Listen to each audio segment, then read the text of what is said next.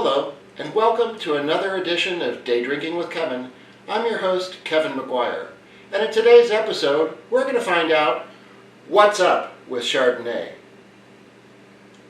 More so than any other grape, Chardonnay really takes its style from the winemaker, and they can come from warm weather climates or cool weather climates, and a lot of the decisions the winemaker makes directly affect how the end product of the Chardonnay is going to come out. I tell people, bringing a Chardonnay to a party is almost like going into any room in downtown Washington, D.C. and yelling Democrat or Republican. Half the people are probably not going to like you. And here's what I mean by that. Chardonnay lovers are very passionate about their Chardonnays. Some people like the steel-aged Chardonnays, and some people like the big, buttery, oaky Chardonnays. And there's very few people that like something in the middle. In fact, there are some drinkers out there that say, I'm an ABC wine drinker. That means anything but Chardonnay. So let's talk about the different types of Chardonnay for a minute. Chardonnays from a cooler climate like Chablis tend to be leaner in body, more acidity, have more of a minerality to them, and focus on flavors like citrus, apple, pear. They also tend to have a little bit lower alcohol content. Chardonnays from a warmer climate like Napa Valley tend to be darker in color, more full-bodied, less acidity, and have tropical fruit flavors like peach, guava, pineapple, and they tend to have more alcohol as well.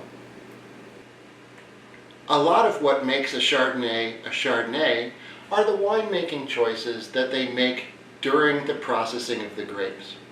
First of all, do we age the grapes in a steel tank or in oak barrels? Do the oak barrels have a first use, or are they neutral oak? Or are we blending them together? Second of all, we want to talk about something called malolactic fermentation. This is the process by which the winemaker allows the malic acid, which is the acid in like a green apple, to be converted to lactic acid, which is the acid in like cream or milk.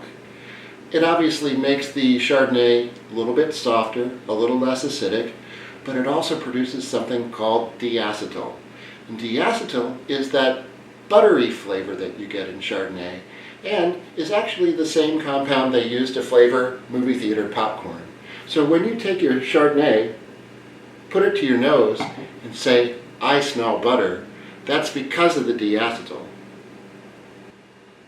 Chardonnays are grown all over the world, from cool climates like Chablis, Champagne, the Loire Valley, Central Otago in New Zealand, to warmer climates like Napa Valley and Sonoma in California.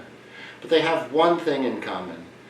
Chardonnay is a grape that is really going to take on whatever the winemaker wants to do to it. So remember, next time you go get a Chardonnay, try to understand, am I getting a big buttery oaky Chardonnay, say like Farniente from Napa?